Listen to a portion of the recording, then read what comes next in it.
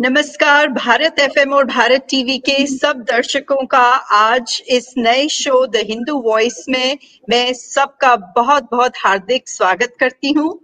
आज मैं इस शो में पहले मैं आपको अपना इंट्रोडक्शन करा दूं। मैं हूँ आपकी होस्ट दीपिका जुच्छी और मैं आप सबका हार्दिक अभिनंदन करती हूँ। और आज हम इस शो में आपसे जिन गेस्ट से मिलवाने जा रहे हैं, आप बिलीव नहीं करेंगे, उनके पास इतना खजाना है एक्सपीरियंस का, कहानियों का। अब मैं आपसे क्या बताऊं, मैं खुद ही आपको उनसे इंट्रोड्यूस करा देती हूं और वो ही अपनी कहानी अपनी ज़बानी हमको बताएंगे और बताएंगे कि वो क्या करते हैं और कितने हजारों लाखों लोगों की मदद करते हैं। तो मिस्टर जय आहूजा, आपका हार्दिक हार्दिक अभिनंदन करती हूँ और आपका इस शो में बहुत बहुत स्वागत है। जी, मेरी ओर से आप सभी को नमस्कार, सभी दर्शकों को प्रणाम। और आज रक्षाबंधन का दिन है, इसीलिए इतना बड़ा तिलक लगा हुआ है। दो बड़ी बहनें हैं, उन्होंने राखी बांधी है। तो रक्षाबंधन की सभी आपको, सभी सनातनी समाज जो विश्व भर में है, उन सबको बहुत बहुत बधाई, शुभकामनाएं। और आपको भी बहुत बहुत बधाई मिस्टर आहूजा। अच्छा, सबसे पहले मैं आपसे ये पूछना चाहती हूँ कि आपकी एक संस्था है निमित्त एकम। आप मुझे कुछ बताइए इस संस्था के बारे में। और मुझे निमित्त एकम काफी अनयूजुअल वर्ड है, तो काफी दर्शकों ने इसका सुना नहीं होगा ये वर्ड और इसका मतलब भी नहीं जानते होंगे। तो प्लीज आप हमें बताइए कि जो आपकी संस्था है निमित्त एकम, वो क्या है और इस शब्द का अर्थ क्या है? जी, मैं पहले शब्द के अर्थ से ही शुरू करता हूँ, क्योंकि निमित्त सभी लोगों ने बहुत बार सुना होगा। निमित्त का अर्थ होता है किसी कार्य का माध्यम होना, और निमित्तेकम उसका पूर्ण शब्द है या संस्कृत शब्द का अपभ्रंश निमित्त है। तो श्रीमद्भागवत गीता जी से हम लोगों ने शब्द लिया है, जहां पर भगवान श्री कृष्ण अर्जुन को एक जगह कहते हैं कि पार्थ तुम निमित्तेकम मात्र मत भव। पार्थ, अर्जुन तुम सिर्फ दैवीय कार्य का माध्यम हो, बाकी ये सब लोग पापी लोग तो पहले ही मर चुके हैं और अब इनका समय आया है मृत्यु का, जो तुम्हारे तीरों से इनकी मृत्यु होनी है। तो तुमको तो सिर्फ माध्यम के रूप में दैवीय शक्ति ने चुना है। और इसको श्री प्रभुपाद ने जब गीता जी का ट्रांसलेशन किया अंग्रेजी में, तो उन्होंने बोला है निमित्तेकम के लिए इंस्ट्रूमेंट ऑफ डिवाइन, दैवीय कार्य का माध्यम होना। तो ये शब्द अपनी संस्था के नाम के लिए चुनने के पीछे मेरी और मेरे बड़े भाई डॉक्टर उमेंद्र रत्नू की मंशा ये थी कि कभी काम करते करते हमारे मन में ये अहंकार ना हो जाए कि हम पता नहीं कौन है और हम पता नहीं कितना बड़ा काम कर रहे हैं। हमें हमेशा याद रहे कि ईश्वर ने हमें इस दैवीय कार्य के लिए मार्ग हमारा प्रशस्त किया है, चुना है, और हमारा सौभाग्य है, हमारा जीवन सार्थक हो रहा है कि हम समाज के लिए, धर्म के लिए, देश के लिए कुछ करने लायक हैं और कुछ कर पा रहे हैं ईश्वर की कृपा से। तो ये तो मीनिंग मैंने आपको बताया। अब निमित्तेकम संस्था क्या करती है मैं बताता हूँ। हम लोग डेडिकेटेडली पूर्ण रूप से जो सबसे ज्यादा काम करते हैं वो पाकिस्तान में जो हमारे फंसे हुए हिंदू भाई बहन हैं, जो बाय नेशनैलिटी या बाय बर्थ पाकिस्तानी हैं, वहां उनके ऊपर बहुत जबरदस्त प्रताड़नाएं हो रही हैं। पाकिस्तान का माइनॉरिटी मतलब पाकिस्तान का ह्यूमन राइट कमीशन ये कहता है कि उनके यहाँ पे 4 बच्चियां, हिंदू और सिख बच्चियां, रोज किडनैप होती हैं, फोर्सफुली कन्वर्ट होती हैं। ये माइनर बच्चियों की बात कर रहे हैं, अल्पवयस्क बच्चियां जो है उनकी बात कर रहे हैं, और उनका फोर्सफुली सेम डे निकाह करवा दिया जाता है किसी 40, 50, 60 साल के बहुसंख्यक समाज के आदमी के साथ में, मुस्लिम के साथ में जबरन। तो ये वहां का ह्यूमन राइट कमीशन कहता है। ऐसी दुनिया भर की एट्रोसिटीज हैं, जैसे सभी हिंदू वहां पे एक फॉल्स नेम लेके चलते हैं जब वो पब्लिक डोमेन में जाते हैं, वो वैसा ही पहनावा पहनते हैं और उनके अपमान की कोई सीमा नहीं है। जगह जगह बार बार लगातार पूरे जीवन, बच्चे को 2-3 साल की उम्र में जब बच्चा स्कूल जाता है और जब तक व्यक्ति वहां पे जीवन जीता है, तो उसको इन अपमान का रोजमर्रा के जीवन में हमेशा सामना करना पड़ता है। तो उनको वहां से रेस्क्यू करके निकालना, भारत में उनका पुनर्वास यानी रीसेटलमेंट करना, उनके वीजा एक्सटेंड कराना वैध तरीके से, उनके रोजगार की व्यवस्था करना। मेरे बड़े भाई डॉक्टर ओमेंद्र रत्नू जो निमित्त एकम के फाउंडर है, मैं को फाउंडर हूँ, तो ओमेंद्र जी भाई साहब और उनके जो दोस्त हैं, डॉक्टर्स हैं, वो लोग उनके लिए फ्री मेडिकेशन का अरेंजमेंट करते हैं, क्योंकि पाकिस्तानी पासपोर्ट होल्डर जब भारत में वीजा पे भी रह रहा होता है तो वो भारत की किसी मेडिकल स्कीम में कवर नहीं होता।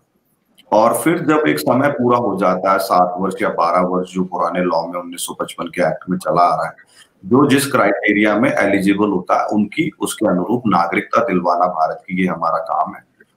मार्च 2020 में बॉर्डर बंद हुआ था, उससे पिछले 3 वर्षों में हमने लीगली लगभग 10,000 हिंदुओं को पाकिस्तान से वीजा पासपोर्ट के साथ में रेस्क्यू करके निकाला है। 3,000 के आसपास हम लोगों ने सिटीजनशिप्स भारत की करवा दी है इन लोगों की, और एक सतत काम है। मैं चाहूंगा कि जब मैं ना रहूं तो मेरे बच्चे, मेरे बेटा, मेरी बेटी, मेरे भांजे भांजी, मेरे परिवार के, मेरे समाज के और बच्चे इस काम को आगे बढ़ाएं, क्योंकि बहुत बड़ी संख्या में, एक अनुमान है कि पाकिस्तान में लगभग 50 से 70 लाख हिंदू हैं, पर हमारी कुछ ग्राउंड वर्क और स्टैटिस्टिक्स ये कहती है कि संख्या इससे भी अधिक हो सकती है, क्योंकि वहां पे भी कास्ट डिस्क्रिमिनेशन के आधार पे बहुत सारे डेटा को मैनिपुलेट किया जा रहा है पाकिस्तान की अथॉरिटीज के द्वारा। तो सबको निकालना है हमें। तो जी, तो आपका कार्य क्षेत्र खाली पाकिस्तान है या आप और भी आस पड़ोस के देशों में और भी देखते हैं? आजकल अफगानिस्तान में इतनी हालत खराब है, आपका वहां भी कुछ इन्फ्लुएंस रहता है? जी, मैं बताता हूँ। अफगानिस्तान के कुछ लोग हमारे संपर्क में आए, सिख समाज के, जब वो भारत में आ गए थे आज से कई वर्ष पहले सारी इंसर्जेंसी में। अभी भी हमने 4-5 परिवारों को रेस्क्यू करने के लिए भारत सरकार में जो बड़े लोग हैं उनको कहा है। और अफगानिस्तान में देखिए 1989-90 तक लगभग 7 लाख हिंदू और सिख थे। उनकी संख्या अभी पूरी करके 1,000 के आसपास भी नहीं है। अभी परसों की घटना है, 70 सिखों को फ्लाइट में बिठा लिया था इंडियन एयरफोर्स के प्लेन में, और उनको जबरन गन पॉइंट पे तालिबान ने वापस उतार लिया, ये कह के कि आप अफगान नेशनल्स हो, हम आपको जाने नहीं देंगे, यहीं रहो। फिर वो बमियान के बुद्धों के साथ क्या, बुद्ध की मूर्ति के साथ उन्होंने क्या किया, उस विचारधारा ने, उन्होंने मंदिरों के साथ क्या किया। 7 लाख लोग अब सैकड़ों की तादाद में कैसे रह गए, कुल 1,000 भी नहीं रहे। तो ये जो पूरा विचार है ना, ये एथनिक क्लींजिंग करता है माइनॉरिटीज की, ये उनका सांस्कृतिक नरसंहार करता है। आप खुद कश्मीर से बिलोंग करने वाले हिंदू परिवार से, मैं आपको क्या बताऊं, आपके पुरखों ने, आपके परिवारों ने ये जुल्म जाति अपने ऊपर झेली है। मेरे परिवार ने 47 के दौर में ये जाति जुल्म अपने ऊपर झेली है। तो हम सब इसके अलग अलग टाइम पे विक्टिम्स हैं। जी जी, बहुत अच्छे से आपने समझाया। आप मुझे सर मुझे ये बताइए थोड़ा बहुत अपनी ऑर्गेनाइजेशन के बारे में, मुझे निमित्त एकम के बारे में बताइए। नई ऑर्गेनाइजेशन है, फेयरली नई है, तो इसकी शुरुआत कैसे हुई, कैसे आइडिया आया, आपने कैसे को फाउंडर आप बने अपने बड़े भाई के साथ? मुझे थोड़ा सा हिस्ट्री बताइए, और अभी कितने लोग इससे जुड़े हुए हैं, मुझे कुछ बताइए। दीपिका जी, ये मतलब मुझे लगता है कि अभी जो हमारे हिंदू समाज के लोग या कोई किसी भी धर्म में आस्था में विश्वास रखता होगा, तो उनकी निश्चित रूप से ईश्वर में आस्था होती होगी। तो ये बहुत ही ईश्वरीय घटना मेरे जीवन में घटी 2009-10 में, जब फेसबुक और ऑर्कुट आया था। उस दौर की बात है कि मैं पाकिस्तान में बलूचिस्तान में हिंगलाज माता का मंदिर है, पहाड़ों में गुफा में माता जी पिंडी दर्शन के रूप में विराजमान है, और माँ सती का ब्रह्मरथ यानी ब्रेन वहां पे फॉल हुआ है हिंगुल पर्वत पे, और सनातन धर्म के 52 शक्तिपीठों में पहला शक्तिपीठ है। तो मैं उन मंदिर के बारे में इसलिए जानकारी जुटाना चाहता था क्योंकि मुझे मेरे बड़ों ने बताया था कि हमारी कुलदेवी हिंगलाज माता है। वो जानकारी जुटाते जुटाते कई हिंदू पाकिस्तान के जो थे उनके साथ फेसबुक पे कनेक्ट हुआ। उसके बाद में एक मेरे दोस्त है राकेश लखानी, जो मेरी तरह बॉर्न इंडियन है, भारतीय है जन्म से। उनका परिवार 47 में ही आ गया था। वो भुज में रहते थे और एक मेडिकल कॉलेज के आईटी हेड थे। तो वो रोज ब्लॉग लिखा करते थे और उसके लिंक फेसबुक पे शेयर करते थे, जिसमें उनके सर्वाधिक ब्लॉग हर दूसरे तीसरे दिन जो आते थे वो बच्चियों की किडनैपिंग पे आते थे। तो मेरी बेटी उस समय 9 साल की थी, लगभग 8-9 साल की। तो मुझे लगता था कि मेरी 8-9 साल की बच्ची को कोई गन पॉइंट पे मेरे हाथों से छीन के ले जाएगा, उसका फोर्सफुली कन्वर्जन करके उस बच्ची का किसी से निकाह 50 साल के आदमी से करा देगा और मैं हेल्पलेसली कुछ नहीं कर पाऊंगा, तो मैं तो जीते जी मर जाऊंगा। तो इन बच्चियों को बचाने के लिए कुछ करना चाहिए। यहां से सारी बात की शुरुआत होती है। तो इस विचार को मैंने सदैव हिंगलाज माता की कृपा के रूप में लिया, उनके आदेश के रूप में लिया कि जो विजनरी डिसीजन मेरे दादाजी ने लिया था 1947 में माइग्रेट करने का, वैसा विजनरी डिसीजन जिनके पुरखों ने नहीं लिया, उनकी सिर्फ गलती ये कि उनके पुरखों ने समय पे सही निर्णय नहीं लिया। तो उनकी क्या गलती है? आज मेरी एज 44 ईयर्स है। अगर मैं पाकिस्तान में पैदा होता तो मेरी चॉइस थोड़ी थी पाकिस्तान में पैदा होना। तो मतलब वो वॉरियर टाइप के लोग हैं। इस भयानक तालिबानी विचार के समाज के अंदर भी वो अभी भगवत गीता हाथ में लिए हुए हैं, वो अभी भी जय श्री राम बोल रहे हैं। मैं हमेशा कहता हूं कि ये लोग जीवित भगवान हैं। इनकी सेवा करना भगवान की इस जीवन में प्राप्ति करके और भगवान की सेवा करने जैसा है, क्योंकि हम छोटे छोटे से दबाव में टूट जाते हैं। वो इतनी राक्षसीय व्यवस्था में रह करके भी अभी भी अपनी पहचान, अपने मान सम्मान, अपनी बात के लिए लड़ रहे हैं। एक बहुत प्यारे भाई हैं, मेरे से उम्र में बड़े हैं, गोवर्धन मेघवाल जी। वो दलित हैं, हिंदू हैं। वो आए पाकिस्तान से और बड़े परेशान थे, तो मुझसे मिले। फिर अब वो निमित्त एकम के साथ फुल टाइमर है, मतलब उनके परिवार का ध्यान निमित्त एकम रखता है उनके सैलरी के रूप में, और वो निमित्त एकम के साथ अब फुल टाइमर है।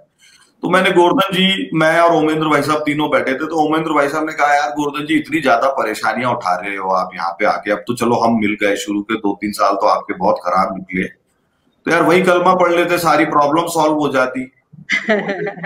इनोसेंट आदमी, एक इनोसेंट आदमी जो धक्के खा रहा है भारत में अपने 5 बच्चों के साथ में, जिसको पैर रखने को जगह ये समाज इसलिए नहीं दे रहा क्योंकि उसका पाकिस्तानी पासपोर्ट है। तो वो व्यक्ति भी आप ये देखिए कि किस प्रकार से एक बात बोलता है। वो कहते हैं कि भाई साहब बाप दादाओं का धर्म कैसे छोड़ देते हैं ऐसे हम। बहुत बहुत सुंदर। आप मतलब उनका भाव समझिए। बहुत पढ़े लिखे लोग नहीं है, बहुत इंटीरियर पंजाब से आए हैं, रहीम यार खान से, और एक छोटे से गांव से आए हैं। एक पाकिस्तान में एक छोटे से गांव में उनके जबड़ों के बीच में बैठा हुआ एक आदमी किसी तरीके से अपने परिवार को रेस्क्यू करके यहाँ पे आ जाता है, और वो बोलता है भाई साहब बाप दादाओं का धर्म कैसे छोड़ देते। तो ये भाव तो हमारे यहाँ रहने वाले लोगों में भी नहीं है। जी। और आपने बहुत खूबसूरत बात बोली कि बड़े बड़े लोग छोटे छोटे दबाव में आकर गिव अप कर जाते हैं, और इन लोगों ने अपना कल्चर, अपनी संस्कृति ऐसे बना के रखी इतने दबाव के नीचे। ये तो बहुत बहुत ज्यादा कमेंडेबल बात है कि ऐसे कैसे कर पाए लोग। जी बिल्कुल बिल्कुल।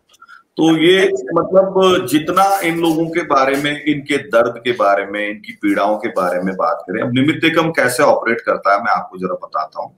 जब पाकिस्तान में किसी व्यक्ति के मन में ये विचार आता है कि मुझे भारत जाना है, तो उस व्यक्ति के उस विचार को फलीभूत करने का काम निमित्त एकम कैसे करता है मैं आपको बताता हूँ। उसका शुरुआत ऐसे होती है कि वो व्यक्ति सबसे पहले भारत में अपने किसी रिलेटिव या फ्रेंड को फोन करेगा। वो लोग हमसे संपर्क करते हैं। इंडियन सिटीजन की स्पॉन्सरशिप या गारंटी के बिना संभव ही नहीं है कोई व्यक्ति पाकिस्तान से वीजा लेके भारत आ जाए। तो वो स्पॉन्सरशिप डॉक्यूमेंट बहुत ही कॉम्प्लेक्स है। उस पे गवर्नमेंट के ग्रेड के ऑफिसर का अटेस्टेशन होता है, गवर्नमेंट के ऑफिसर की आईडी लगती है। तो इतनी क्लिष्ट प्रक्रिया है, इतनी कॉम्प्लेक्स प्रोसीजर है, उसको हम पूरा करते हैं। और उनके पास अगर कुरियर के पैसे नहीं होते तो हम अपने पैसों से कुरियर करके और वो सारे कागजों को पाकिस्तान भेजते हैं, और पाकिस्तान भेज करके और हम फिर उन लोगों को निकालने का प्रोसेस चालू करते हैं। केस टू केस बेसिस पे हम लोग प्रयास करते हैं कि लोगों को वीजा मिले। अब इसमें कई सारी समस्याएं हैं, जैसे 2000 वीजा पर मंथ का कोटा है, बायलैटरल ट्रीटी है, यानी किसी को पाकिस्तान से भारत आना होगा तो भारत की एम्बेसी उसको 2000 से ज्यादा वीजा एक्सीड नहीं कर सकती। यही पाकिस्तान की एम्बेसी भी 2000 से ज्यादा लोगों को पाकिस्तान जाने नहीं देगी। ऐसा एक पुराना इनकी ट्रीटी चली आ रही है। तो हमारा भारत सरकार से आग्रह ये है कि ऐसा मुल्क जो अपनी किसी बात पे नहीं रहता, जहां पे झूठ की इबारत के अलावा कुछ लिखा नहीं जाता, ऐसे देश के साथ में आपको क्या कौन सी ट्रीटीज निभानी है? आप मेरी लोगों को निकलने दीजिए और कम से कम 10,000 वीजा पर मंथ की जो है कोटा को एक्सटेंड कीजिए। तो फिर वीजा होता कैसे है? वो पहले वहां अप्लाई करते हैं, वहां से पूरा डॉक्यूमेंट स्कैन होके मिनिस्ट्री ऑफ एक्सटर्नल अफेयर्स में आता है, वो पूरा MHA में जाता है, MHA में होकर के वो कागज फिर IB के पास में आते हैं, IB अपना एक ऑफिसर असाइन करती है, वो उन लोगों के घर तक जाएगा। जैसे मान लीजिए मैंने किसी को स्पॉन्सरशिप दी है, तो ये देखा जाएगा कि जय आहूजा एंटी नेशनल या एंटी सोशल तो नहीं है। ये पूरी रिपोर्ट करके जाने में 4 से 5 महीने का समय लगता है। वीजा एप्लीकेशन डिसाइड होती है कि वीजा दिया जाएगा या नहीं। अब कोई 100 क्वालिफाई भी कर रहा है, लेकिन इस महीने का कोटा पूरा हो गया तो वो बेचारा लटक गया। 500 से ज्यादा वीजा पर मंथ, 600-500 के एवरेज से ज्यादा वीजा नहीं दिलवा पाते हैं लोगों को। बाद में एक लंबी लड़ाई है, 90 डेज के विजिट वीजा पे वो आते ही हमारी टीम उनको रिसीव करती है। हम उनका स्टेट CID में रजिस्ट्रेशन कराते हैं। 1950 का नेहरू लियाकत पैक्ट ये कहता है कि भारत के मुसलमान यदि पाकिस्तान जाएंगे तो पाकिस्तान को मैंडेटरी शेल्टर देनी पड़ेगी। अच्छा, सिटीजनशिप का अरेंजमेंट भी पाकिस्तान को करना पड़ेगा। एग्जैक्ट यही बात हम पर भी लागू है एज ए नेशन। ये बायोलेटरल था कि यदि माइनॉरिटी भारत आती है तो भारत में देना मैंडेटरी है और सिटीजनशिप का अरेंजमेंट भी भारत को करना पड़ेगा। बना के 1955 का ये इंतजाम कर दिया है। अच्छा, तो सबसे पहले जब कोई आता है भारत में तो हम उसकी असाइलम की एप्लीकेशन और एफिडेविट फाइल करते हैं कि भैया ये 90 डेज के वीजा पे आए हैं, अब ये पाकिस्तान की माइनॉरिटी है, रिलीजियसली परसिक्यूटेड है, अब ये वापस नहीं जाएंगे और नेहरू लियाकत के क्लॉजेस के आधार पे ये भारत में असाइलम सीख कर रहे हैं। तो सरकार हर एक व्यक्ति को असाइलम देती है अगर कोई सिक्योरिटी इशू ना हो तो। ठीक है।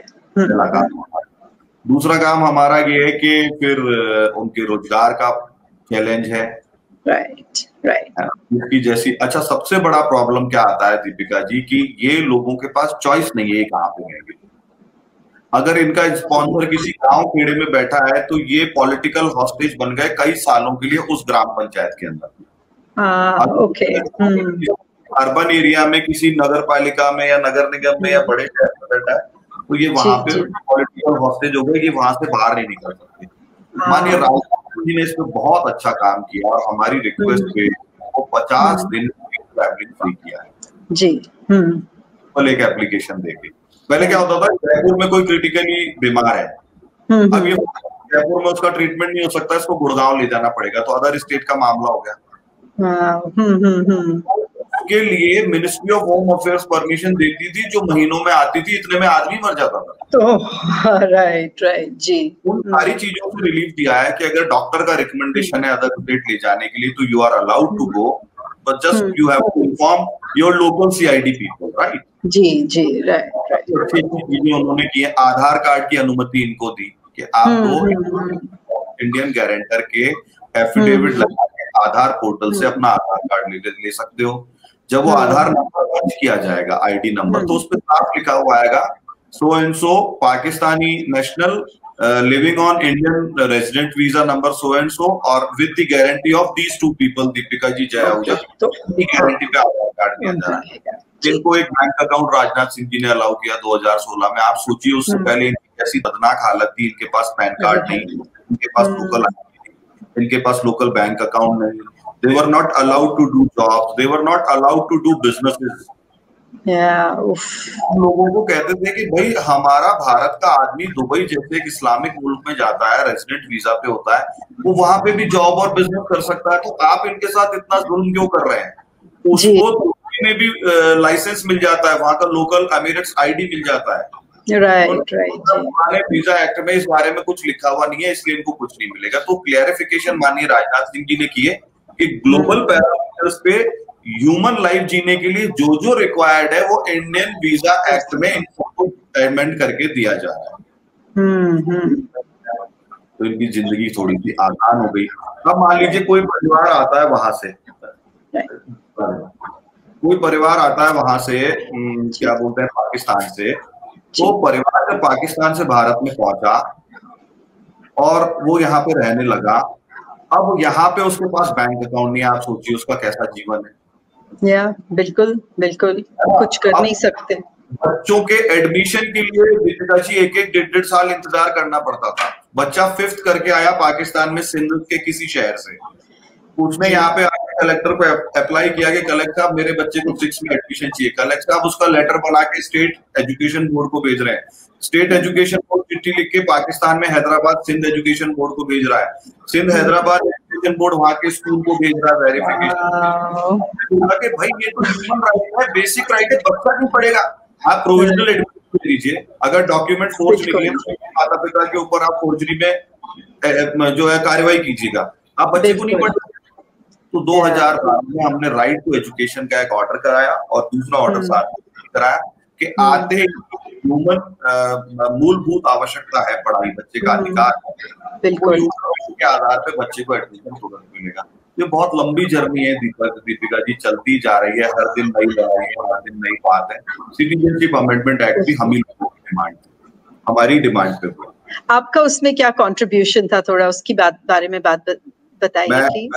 मैं आपको बताता हूँ। देखिए सिटीजनशिप क्या है, थोड़ा सा ये बेस समझना पड़ेगा। भारत की सिटीजनशिप 3 तरीके की, एक है बाय बर्थ, एक सेक्शन बाय बर्थ सिटीजनशिप का है। बाय बर्थ तो इनके ऊपर लागू ही नहीं, क्योंकि ये बेचारे तो पैदा ही पाकिस्तान में हुए हैं, तो बाय बर्थ सिटीजन तो ये हमारे हो नहीं सकते, पहला पॉइंट। दूसरा पॉइंट है बाय नेचुरलाइजेशन। अब नेचुरलाइजेशन की क्या स्थिति है मैं आपको समझाता हूँ। प्राकृतिक रूप से कौन भारत का नागरिक हो सकता है, तो प्राकृतिक रूप से नागरिकता की पहली शर्त है सेक्शन 5(1) है। यदि आप पाकिस्तान या अफगानिस्तान में पैदा हुए हैं, वहां की माइनॉरिटीज हैं और आपका खुद का या आपके माता पिता का जन्म जो है वो हुआ था बिफोर पार्टीशन, यानी ये फैसिलिटी किनको दी गई, अनडिवाइडेड इंडिया के minority citizen of Pakistan Afghanistan या उनकी फर्स्ट जनरेशन को। इसी आधार पे हम बहुत सारे लोगों की नागरिकता कराते हैं। दूसरा पॉइंट है इसमें सेक्शन 5(1) भी, भारत की बेटी किसी भी देश में शादी करके चली गई और वहां पे अनफॉर्चुनेटली वो विडो या सेपरेट हुई, तो वो अपने बच्चों सहित भारत आकर के अपनी सिटीजनशिप को रिक्लेम कर सकती है अर्ली टाइम्स में, 7 साल में। ये सब हम 7 ईयर सिटीजनशिप क्राइटेरिया की बात कर रहे हैं। थर्ड है सेक्शन 5(1)(c), भारत के नागरिक से किसी भी विदेशी की शादी हुई और वो व्यक्ति महिला हो या पुरुष भारत में 7 साल से लीगली रह रहा है, तो वो भी 7 ईयर्स में अर्ली सिटीजनशिप के लिए एलिजिबल है। 5(1)(d) और E एड्रेस करते हैं माइनर बच्चों को और मेजर बच्चों को, जिनके माता पिता तो विदेश भारतीय नागरिक हैं लेकिन बच्चा किसी भी कारण से विदेशी नागरिक है। जैसे लेट्स से कोई कपल जर्मनी सेटल हो गया है, सिंगापुर सेटल हो गया, कुछ साल में उन्होंने अपने बच्चे हुए तो उनके पासपोर्ट वहीं के ले लिए, फिर वहां कुछ हुई नहीं जमा, वापस आ गए, तो बच्चा फॉरेन पासपोर्ट पे और माता पिता इंडियन पासपोर्ट पे। जी ये उनको एड्रेस करता है। अब इसमें दिक्कत क्या आती है कि अब जो परिवार आ रहे हैं उनके पास ये प्रूफ नहीं है, उनके घर के मुखिया के पास में या उनके बच्चों के पास में तो बिल्कुल ही नहीं है कि उनके माता पिता का जन्म बिफोर पार्टीशन हुआ था। राइट जी। इस कारण जो जरिए रजिस्ट्रेशन सेक्शन 6(1) है, लास्ट ऑप्शन, भारत के नागरिकता रजिस्ट्रेशन के जरिए बन सकते हैं। बहुत ही कॉम्प्लेक्स तरीके की नागरिकता की प्रोसीजर है, उसमें फॉल करने के कारण एक तो बहुत लंबे समय इंतजार करना पड़ता है। इतने में क्या है, बच्चों का करियर स्टक हो जाता है, उनकी लाइफ स्टक हो जाती है। आप उनको डाल तो 6(1) में रहे हो, लेकिन आप उनको मल्टीपल एंट्री वीजा भी नहीं देते हो असाइलम के कारण, तो उनको आपने पॉलिटिकल हॉस्टेज भी बना लिया, उनके बहुत साल तक आपने बांध के भी रखा, उनके बच्चों का करियर खराब हो गया, पूरी लाइफ स्टक हो गई, वो न ठीक से बिजनेस कर पाए, न ठीक से जॉब्स कर पाए, और एंड ऑफ द डे वो यहाँ पे आके एक नए ट्रैप में फंस गए। जी भारत सरकार से ये आग्रह किया कि कृपा करके आप सेक्शन 5(1) में से 7 ईयर्स रखें या इसको 5 ईयर कर दे तो बहुत ही अच्छा है, लेकिन ये 1947 से पहले बर्थ का राइडर हटा दीजिए। बिल्कुल, क्योंकि एंडोस्कोपी बंद नहीं हुई और माइग्रेशन भी बंद नहीं हुआ। राइट, राइट, बिल्कुल, या मिशन बढ़ता जा रहा है, एट्रोसिटीज बढ़ती जा रही हैं। आप नेहरू लियाकत पैक्ट के इन सबको असाइलम तो दे रहे हैं, लेकिन आप इनको सड़ा रहे हैं कि भारत की मेन स्ट्रीम में नहीं आ पा रहे। ये भी हमारे देश के जीडीपी का हिस्सा बन सकते हैं, जी जी, कुछ कंट्रीब्यूट कर सकते हैं। जब हमारा एस्टेब्लिशमेंट ये मानता है कि कभी भी वापस नहीं जाएंगे, तो हम सिक्योरिटी मेजर्स पे तो कोई रिलीफ मांग नहीं रहे। हम ये कह रहे हैं इन बेचारों ने गलती क्या करी है भैया, ये अपने ही लोग हैं, हमारे खून के रिश्तेदार हैं। जी जी, बिल्कुल, या नहीं तो फिर आसमान से गिरे खजूर में लटके क्या फायदा। इसी बेसिस पे सिटीजनशिप अमेंडमेंट एक्ट में 1947 वाला राइडर हटा दिया गया है। एक पॉइंट। अलग अलग समय पे सरकारों ने 7 इयर्स वाली सिटीजनशिप के लिए पाकिस्तान एम्बेसी में जाके पासपोर्ट सरेंडर करने की जो मैंडेटरी टर्म थी उसको अंदर रिलीफ दिए। हम क्यों उनको लाखों रुपए रोज दे रहे हैं? राजनाथ सिंह जी ने जब 2016 में भारत के 16 डिस्ट्रिक्ट कलेक्टर और 7 स्टेट्स के 7 राज्यों के होम सेक्रेटरीज को पावर डेलीगेट किया सिटीजनशिप ग्रांट करने का। क्योंकि सिटीजनशिप ग्रांट करने की पावर सिर्फ होम सेक्रेटरी ऑफ इंडिया के पास है। ऐसा 1994 से हुआ। बिफोर 1994 कलेक्टर्स के पास ही पावर था, पर आसाम में बोडो जो ट्राइब्स थी उनके साथ में पीस ट्रीटी हुई और उन्होंने कहा कलेक्टर के पास में जो ये पावर है इसका मिसयूज होता है, बांग्लादेशी जो मुस्लिम्स हैं वो इसका मैनेजमेंट करके और सेक्शन 6(1) में नागरिकता ले लेते हैं भारत की, और हमारी पूरी पॉपुलेशन जो है डिस्ट्रॉय हो रही है। कलेक्टर्स का पावर विड्रॉ कर लीजिए। वो पावर विड्रॉ हुआ तो पूरे भारत से ही विड्रॉ हो गया। ये तो 1994 तक रूटीन में पाकिस्तान से आए हुए हिंदू सिखों को नागरिकता मिल जाया करती थी। जी जी जी, विंडो बंद हो गई। वो विंडो बहुत मुश्किल से अडवाणी जी के समय बहुत मेहनत हुई, प्रिपरेशन हुई और फाइनली वो विंडो 2004 श्री अशोक गहलोत जी ने रिक्वेस्ट करके शिवराज पाटिल जो यूपी के पहले होम मिनिस्टर थे उनसे वो नोटिफिकेशन साइन कराया। 2 साल तक वो काम चला और 13,000 लोगों को राजस्थान में और 4,000 लोगों को अन्य भारत में नागरिकता मिल गई। ऐसा 2016 में माननीय राजनाथ सिंह जी ने हमारे यहाँ रिपीट किया। तो निमित्त क्या करता है, मैं एक और आपको बताता हूँ। माँ जगदम्बा की कृपा से भारत की पहली नागरिकता 2017 15 मई को हम लोगों ने जयपुर में करवाई। अच्छा। तो दीपिका जी, जब आइस ब्रेक करना बहुत जरूरी होता है, कलेक्टर में से कोई कुछ नहीं कर रहा था, अकेला जयपुर कर रहा था। तो जयपुर में हुआ तो भोपाल वाले को भी जवाब देना पड़ा कि भाई आप क्यों नहीं कर रहे हैं। आंसरेबल हो गए। Jaipur can do, then why you are not doing this. Right right, बिल्कुल बिल्कुल। दिल्ली के जो वेस्ट के जिन कलेक्टर को और दिल्ली ईस्ट के 2 कलेक्टर्स को पावर मिली थी डिस्ट्रिक्ट में, उनसे पूछा जाने लगा कि वो जयपुर एक राजस्थान के अंदर बैठ के लोग सिटीजनशिप कर रहे हैं और करवा रहे हैं, आप दिल्ली में बैठ के क्यों नहीं कर रहे? तो इससे फायदा क्या हुआ? अहमदाबाद और महाराष्ट्र और अपना मध्य प्रदेश, छत्तीसगढ़, जो राज्यों में पावर डेलीगेट हुआ था, सब लोग तेजी से एक्शनेबल हुए। Very good. वो ना बिल्कुल आग की तरह फिर फैलता है कि हर कलेक्टर के ऊपर और हर कलेक्ट्रेट के स्टाफ के ऊपर एक मेंटल प्रेशर आ गया कि भैया अब अपने करना पड़ेगा। तो मुझे पूरे भारत में लोगों ने बुलाया और मैंने लोकल लोगों को भी जाके हेल्प करी, उनको समझाया कि ये काम कैसे हो। अब आप यो समझिए, राजस्थान में जयपुर, जोधपुर, जैसलमेर में ज्यादा पॉपुलेशन है, तो इन तीनों कलेक्टर्स को सीधे पावर दिया गया। और राजस्थान में डिस्ट्रिक्ट तो 33 है, तो डिस्ट्रिक्ट्स के पावर थे राजस्थान के होम सेक्रेटरी के पास। फिर हमने दूसरा टारगेट ये लिया कि अजमेर के एक कपल और उदयपुर के एक कपल की सिटीजनशिप कराई हमने स्टेट गवर्नमेंट के हाथ से। अच्छा। तो भारत की पहली नागरिकता थ्रू डिस्ट्रिक्ट कलेक्ट्रेट, वो भी निमित्तकम का काम था, और भारत की पहली citizenship through state government, that also done by team Nimittakam. So that is how we created some good examples to take forward. बिल्कुल बिल्कुल। और इसके लिए तो आपको बहुत बहुत शुभकामनाएं, बिकॉज वो रेड टेप में से काटना और पेपर वर्क से काट कर इंसानों को इंसानों की तरह देखना और उनका उनको हेल्प करना, वो बहुत मैं आपको एक एग्जाम्पल दूंगा। अगर आप इनको बोलेंगे कि 10 करोड़ रुपए यहाँ पे एक बोरे में पड़े हैं और इधर आपका सिटीजनशिप का सर्टिफिकेट पड़ा है, तो निर्धन से निर्धन पाकिस्तानी माइग्रेंट हिंदू सिटीजनशिप का डॉक्यूमेंट लेना पसंद करेगा, 10 करोड़ रुपए छोड़ के चला जाए। You can understand the value when people are living in slums. जी बिल्कुल. Without water. Right, right. वो पैसे से उनको पता है बहुत कुछ, सब कुछ हो सकता है हमारे लिए, लेकिन वो सिटीजनशिप सर्टिफिकेट उठाएंगे, वो पाकिस्तानी आइडेंटिटी के साथ एक दिन भी नहीं जीना चाहते। मैं समझती हूँ। मुझे एक चीज बताइए आहूजा सर कि आप लोगों का क्या क्राइटेरिया रहता है कि आप कैसे फैमिलीज को पिक करते हैं? क्योंकि अगर कोई जैसे आपने कहा कि कोटा है, महीने महीने का कोटा, आपका आपकी जो लोग हैं काम करने वाले वो भी लिमिटेड हैं, तो लिमिटेड अमाउंट्स में ही हेल्प हो सकती है। तो अगर आपके पास 50 केस या 100 केस या 500 केस आए हैं, आप तो लिमिटेड नंबर्स ही आप हैंडल कर पाएंगे, तो आप वो कैसे पिक करते हैं कि मैं ये केस पहले लूंगा और ये केस फिर बाद में उनको लाइन में लगाते हैं? कैसे डिसाइड करते हैं? एक तो क्या है इसमें, एक चीज आप मिस और कर गए, कई बार लोग इसको नेशनल सिक्योरिटी से भी जोड़ते हैं, तो ये ब्लड रिलेटिव्स या क्लोज नोन्स कोई वीजा के लिए स्पॉन्सरशिप बना के जो लोग भेजते हैं, वो पहले पाकिस्तान से आके भारत के नागरिक बन चुके वही लोग अपने लोगों को रेस्क्यू करने के लिए हमारे पास आते हैं।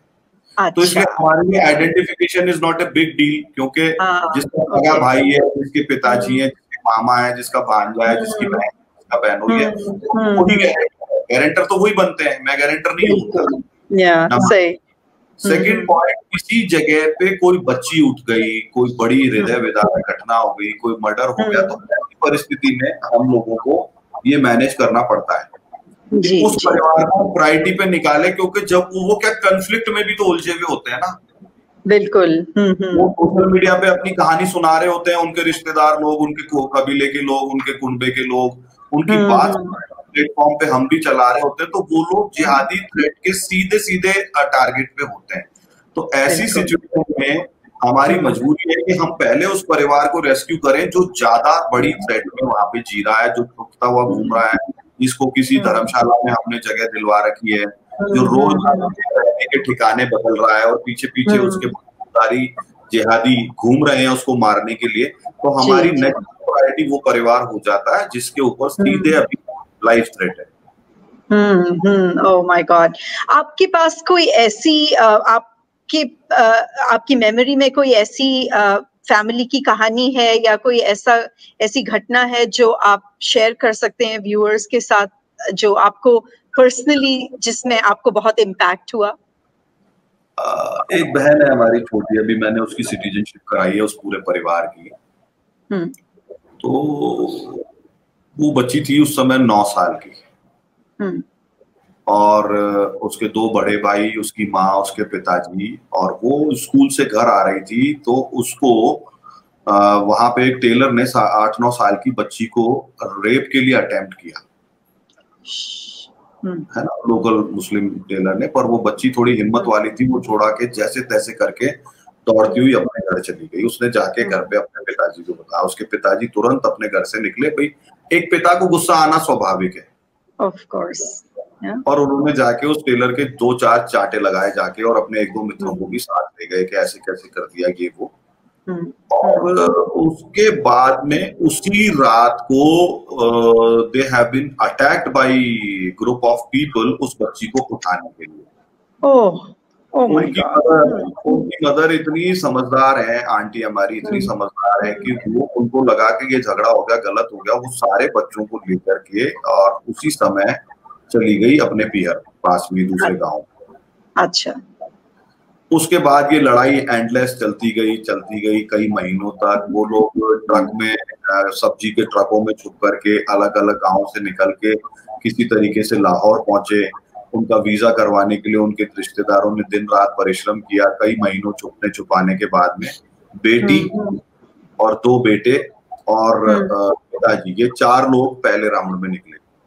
अब वो परिवार इस स्ट्रगल में इतना निर्धन हो गया था कि आंटी ने झोली फैला के अपने रिश्तेदारों से भीख मांग के खुद का और खुद के सबसे छोटे बेटे का पासपोर्ट बनवाया, और आंटी लगभग 8 महीने बाद में भारत आई। जिस किस तरीके से अभी उस पूरे परिवार रिलेशनशिप करा दी है, उनको संभाला हुआ है।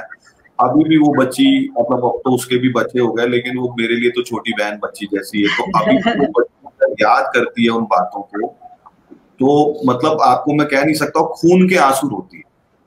हाँ हाँ। ऐसे अब आप देखिए ये बच्ची तो बच गई है ना, अभी ऐसे भी कई परिवार है, एक है उनको हम दादा बोलते हैं, मैं आपको उनकी पहचान नहीं बता सकता, बलूचिस्तान में उनके पास में लगभग 24 बोरवेल करने वाले बहुत ही high and high equipped trucks थे जो बोरिंग करते हैं, ट्यूब करते हैं। जी जी। उनके 4 बेटे हैं और 1 बेटी थी। तो वो अंकल बाहर थे, घर में आंटी और उनकी बेटी थी, घर हमेशा बंद करके रहते थे, बच्ची को बाहर निकालते नहीं थे, 11:30-12 साल की बच्ची थी। घर में काम करने वाली महिला ने उस बच्ची के बारे में कि वो बहुत सुंदर है तो वो उठा लाओ करके वहां वडेरे, वहाँ एक बहुत बड़ा नेक्सस है मीर, पीर और वडेरा। मीर यानी एक्स रॉयल फैमिलीज, पीर यानी ये मुफ्ती, इमाम और ये मौलाना लोग, और वडेरे यानी लैंडलॉर्ड्स। जैसे इंडिया में लैंड रिफॉर्म हुए और हम सब जमीनें बांट दी गई, ऐसा वहां पे नहीं है। वहां पे पहले जो 2000 एकड़ का किसान था वो 4000 एकड़ का हो गया अपनी बदमाशी और गुंडागर्दी से, वहां कोई लैंड रिफॉर्म। तो वो वडेरे के पास में सूचना थी और उस सूचना के बेस पे वडेरे ने अपने आदमी लेके अटैक किया और उनके घर से उस बच्ची को उठा के ले गए। आप समझिए, अब वो दादा अपने भाइयों को, दोस्तों को लेकर के उस वडेरे के घर में गए। तो एक घटना उन्होंने मुझे, एक बार मैं ऐसे ही बैठा था तो मैंने कहा आपके बेटे हैं, बढ़िया अच्छा परिवार है, आपको देख के लगता है कि आप वहाँ काफी वेल सेटल्ड होंगे, आप क्यों आए? तो उनकी आंखें एकदम पथरा गई और 2 मिनट तक वो मतलब ऐसे थे कि वो मतलब जड़ हो गए, स्थिर हो गए, वो कुछ बोलने लायक नहीं रहे। और फिर उनकी आंखों से झरझर करके आंसू बहने लगे। तो मुझे लगा मुझसे बहुत बड़ी गलती होगी, मुझे तो नहीं पूछना चाहिए था। मैंने उनको गले वले लगाया, चुप कराया, मैंने कहा मैं माफी चाहता हूँ, आपको बुरा लगा, मेरा ये इंटेंशन नहीं था, आपको नहीं बताना आप मत बताओ। उस दिन उन्होंने मुझे पहली बार बताया बच्ची अंदर रेप हो रही थी, वो बच्ची की आवाजें सुन रहे थे, उस वडेरे से अपनी बच्ची वापस मांग रहे थे और वो उत्तेजना में उन्होंने उस वडेरे से लड़ाई झगड़ा किया तो उनको बंदूक के बटों से मारा गया। उनके सिर पे AK-47 रख दी गई कि अभी खोपड़ी खोल देंगे, निकल जा यहाँ से, और भूल जा तेरी लड़की भी थी, अभी हमारी है। Oh my God. और उसी समय बलूचिस्तान छोड़ के निकले हैं, 1.5-2 महीने इस्लामाबाद और लाहौर में पड़े रहे और बाकी रिश्तेदारों ने, परिवार ने समझाया कि दादा आपने इसके गले पे हाथ डाल दिया, आपकी हमारी औकात नहीं, फिर भी अब ये आपको जान से मार देगा, इसको 1-2 दिन में जब ज्यादा सोचेगा तो ये आपको जान से मार देगा, आप अभी चले जाओ। और वो यहाँ पे आ गए। वो मेरे को बोले कि यार देख, मैं मेरे ना 4 बेटों को बचाने के लिए यहाँ पे आया हूँ, लेकिन मैं ना अपने आप को कभी माफ नहीं कर सकता कि मैं मेरी बच्ची को नहीं बचा। मर तो मैं उसी दिन गया था जिस दिन मेरी बच्ची उठ गई थी, लेकिन इन सबको मुझे सर्वाइव कराना था, इसलिए मैं अभी तक जिंदा हूँ। और मैं अपने आप को क्या मुंह दिखाऊंगा और मैं उस भगवान को क्या मुंह दिखाऊंगा, और मैं अपने अंतरात्मा मेरी रोज रोती है मेरी बेटी को याद करके, और मुझे उसको ऐसे छोड़ के आना पड़ा। ऐसी दर्दनाक कहानियां कितनी भी आप पूरी रात भी सुनेंगी तो कम पड़ जाएगी। मतलब दिल दहल जाता है ऐसी कहानियां सुन के। और आपको सर कितनी दुआएं मिलती होंगी इन परिवारों से जिनको आप बचा रहे हैं। जस्ट अमेज्ड एट जो आप काम कर रहे हैं, वो कितना कितना आपको पुण्य कमाने का मौका मिल रहा है। नहीं, मैं तो इतना ही कहूंगा, आप भी मेरी बहन है, बहन जैसी है। आज रक्षाबंधन का दिन है, समझिए मैं आपका भाई हूँ। देखिए एक बात समझिए दीपिका जी, मैं फिर आपको याद दिलाता हूँ, पार्थ त्वं निमित्तकम् मातृभव। हमारा अपना कुछ नहीं है, ये दैवीय सत्ता ने हम लोगों को चुना है और शायद ये मेरे पूर्व जन्मों के काम बाकी होंगे। हम सब अपने अपने प्रारब्ध के साथ बहुत कुछ लेकर के आते हैं, एक आम मनी मेकिंग मशीन टाइप का हिंदू, और इस तरीके से उसके जीवन में बदलाव आ जाए और वो बदलाव को जीने लग जाए। अभी शो से पहले हम जब 2 मिनट बात कर रहे थे तो मैंने आपको कहा था आप कुछ भी पूछ लीजिएगा, ये सब मेरे ब्लड में ट्रेवल कर रहा है 11 साल से। तो मेरे ब्लड में ये पॉजिटिव इन्फेक्शन जो हुआ है, ये इसमें मेरा जो माँ हिंगलाज भवानी का है, हिंगलाज मंदिर भी मुक्त होगा, आजाद बलूचिस्तान भी होगा, आजाद सिंधु देश भी होगा, आप और हम वहाँ स्टेट गेस्ट बन के भी जाएंगे और माँ हिंगलाज की आराधना करेंगे, हमारे लोगों को ठीक से रहने की व्यवस्था हो, नहीं तो रेस्क्यू करके निकालेंगे। ये जो तालिबान वाली आइडियोलॉजी है पूरी धरती पे जगह जगह फैल रही है, मैंने एक मित्र मेरे को पूछे कि भैया आपको इसको देख के क्या लगता है, तो मैंने कहा यार आप मुझे एक बात बताइए, वो कुछ लोग जो कुछ 6-7 फीट की जगह होती है टायर और प्लेन के बीच में, उसमें लोग खड़े हो गए उस रॉड से चिपक के। वो क्यों खड़े हुए? बोले भैया उनको डर लग रहा होगा तालिबान से। मैंने कहा सिर्फ डर नहीं था, असली बात थी स्वतंत्रता। 1300 साल के संघर्ष के बाद भी दीपिका जी के पुरखों ने, जय आहूजा के पुरखों ने जो अपने इतने सारे त्याग तपस्या की, जिसका फल आज आप और हम इतना सुंदर जीवन जी के, आपके हमारे बच्चे और आप और हम जी रहे हैं। ये स्वतंत्रता को कायम रखने की पूरी जद्दोजहद थी। वो व्यक्ति को पता था कि मैं हवा में उड़ूंगा, मैं मर भी सकता हूं, मैं गिर भी सकता हूं, पर अपनी स्वतंत्रता बनाए रखने के लिए उसने अपनी जान का रिस्क भी लिया। सफल हो जाता तो स्वतंत्र हो जाता, असफल हो गया तो वहीं मर गया। तो स्वतंत्रता का कोई मोल नहीं है दीपिका जी। ये तो बिल्कुल सही बात बताई। क्या कर रहे हैं हम अपने भाई बहनों को, जिनको निकाल पा रहे हैं, उनको वो स्लम्स में रहते हैं पर इतने खुश हैं क्योंकि उनको पता है कि बच्ची नहीं उठेगी। उसको पता है मेरे बच्चे को काफिर काफिर बोल करके कोई इस तरीके की हरकतें मेरे साथ में नहीं करेगा, इसलिए वो स्लम्स में करके भी खुश है। सही बात है। बहुत बहुत आप इतनी अच्छी तरह से चीजें समझाते हैं मिस्टर आहूजा। मैं पूरा टाइम आपसे बात कर सकती हूँ और आपसे मैं बहुत लंबे समय तक बात कर सकती हूँ, बट मुझे पता है कि हमारा वक्त कम है। तो बस मैं आखिर के एक तो सवाल और पूछना चाहती हूँ, एक चीज और कि असाइड फ्रॉम ये जो आप काम कर रहे हैं लोगों को निकालने का, उनको फिर से प्रवासित करने का, आप और मैंने सुना है कि निमित्त एकम दलितों की हेल्प करती है सारे इंडिया में, उसके बारे में मुझे कुछ बताइए। आपने कुछ जो आपकी प्रोजेक्ट्स हैं, प्रोजेक्ट आगमन जैसे, और कुछ बताइए मुझे अपनी संस्था के बारे में। तो ये है कि एक हिंदू को निकालने का खर्चा भारतीय रुपयों में लगभग 5 से 7 हजार रुपए का खर्चा है। अब जैसे ही वापस से बॉर्डर खुल रहे हैं, सिचुएशन नॉर्मलाइज हो रही है, वहां पे 5-6 हजार लोगों के वीजा हमने अप्लाई कर रखे हैं, लोग निकले, नए लोगों के हम पासपोर्ट बनवा रहे हैं। तो हम अब ये मैं ऑन स्क्रीन ये नहीं बता सकता कि उसका मैकेनिज्म क्या पर है, इसीलिए लोग निकल रहे हैं। तो आगमन का मतलब ये कि पाकिस्तान में एक परिवार की सहायता करके उसका पासपोर्ट बनवाना, उसकी वीजा फीस भरना और सारे प्रयास करके उसको वीजा दिलवा करके वहां से यहाँ निकाल लेना, ये प्रोजेक्ट आगमन है। और जो दलितों वाली बात आपने कही, तो हमने जयपुर और जोधपुर की कुछ वाल्मीकि बस्तियों को गोद लिया हुआ है, कुछ खटीक समाज की बस्तियों को गोद लिया हुआ है, और वहां पे जो हमारी बहनें किसी कारण से विधवा हो गई, उनके बच्चों को पढ़ाना। और जो एक नैरेटिव चलता है कि दलित समाज हमसे अलग है, तो दलित समाज और हम अलग नहीं है, ये बात के लिए हमको उनके साथ बैठना है, उठना है, खाना है, उनके बच्चों का ध्यान रखना है, उनके परिवारों का ध्यान रखना है, और रियल अपलिफ्टमेंट कैसे हो, वो जॉब्स में कैसे आए ज्यादा से ज्यादा, उनके काम अच्छे अच्छे कैसे चले ज्यादा से ज्यादा, उनमें जो कुरीतियां हैं, जैसे शराब का चलन बहुत बड़ी तादाद में लगभग सभी हिंदू समाज में, संपूर्ण समाज में हो गया, और जो निर्धन है उसके लिए शराब बहुत बड़े जहर का काम करती है, क्योंकि उसके पास तो पैसे वैसे ही नहीं है, और वो जो है शराब में लगा देगा। तो इन को दूर करना, इस प्रकार के काम कर रहे हैं। तो यहाँ वाल्मीकि समाज और खटीक समाज की जो प्रमुख लीडरशिप है, वो हमारे लिए सगे भाइयों की तरह है, उनके सहयोग से ये सारा काम हो पा रहा है। दूसरा, मेघवाल समाज भी दलित है, बड़ी संख्या में पाकिस्तान से माइग्रेटेड मेघवाल हैं, और ट्राइबल है, आदिवासी, भील को हमारे, जिसने महाराणा प्रताप के साथ लड़ाई लड़ी है, तो भील समाज बड़ी समाज कर रहा है। तो ऐसे समाजों का लोकल जो माइग्रेंट है, उनका लोकल लीडरशिप के साथ और लोकल समाज के साथ सिंक्रोनाइजेशन करना। तो कुछ बात है कि हमारी पूरी सेवा हर क्षेत्र में जो हो रही है, उसका 90% जो है वो दलित और ट्राइबल हिंदू समाज के चरणों में सेवा हो रही है। अच्छा, तो आपका इतना सारा काम फैला हुआ है। आई रियली अप्रिशिएट कि आप लोग इतनी मेहनत करते हैं और इतने सारे समाज के एरियाज में हेल्प करते हैं।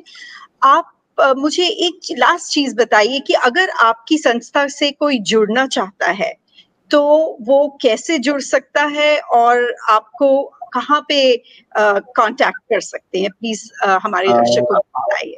हमारी वेबसाइट है www.nimittekam.org। और आप भी जब इसको पब्लिश करें भारत FM पे, तो आप नीचे भारत टीवी पे हमारा वेबसाइट का एड्रेस दे दीजिएगा, और उसी में फोन नंबर भी है, उसी में बाकी सारी डिटेल भी है, कौन व्यक्ति कहाँ है और कैसे कंट्रीब्यूट कर सकता है। कई लोग तन से कर पाएंगे, कई मन से कर पाएंगे, कई धन से कर पाएंगे, और कई सिर्फ विचार को आगे बढ़ा करके कर पाएंगे। तो ये बात चले, और पूरी दुनिया पे 21वीं शताब्दी में 8 साल 9 साल की बच्ची, रोज 4 बच्चियां किडनैप होती हैं। 21वीं शताब्दी में कैसी राक्षसी वृत्ति का समाज चल रहा है, इसको हमें दुनिया में प्रचारित करना चाहिए। तो हमारी वेबसाइट पे आपको सारी डिटेल्स मिलेगी, और वहां से आप हमसे संपर्क भी कर सकते हैं, और आप वहां से चाहें तो घरमांश भी दे सकते हैं निमित्त एकम की सहायता करने के लिए। जी, thank you so much, thank you for all of this information. Mister Ahuja, thank you, आपने हमको इतनी अच्छी बातें सुनाई जो आपकी संस्था करती है और जो आप काम कर रहे हैं, उसके लिए हमारे सारे हिंदू समाज, सब पूरे देश की तरफ से आपका बहुत बहुत बहुत धन्यवाद। आप बहुत अच्छा काम कर रहे हैं, और हमारी सारी शुभकामनाएं आपके साथ हमेशा के लिए रहे।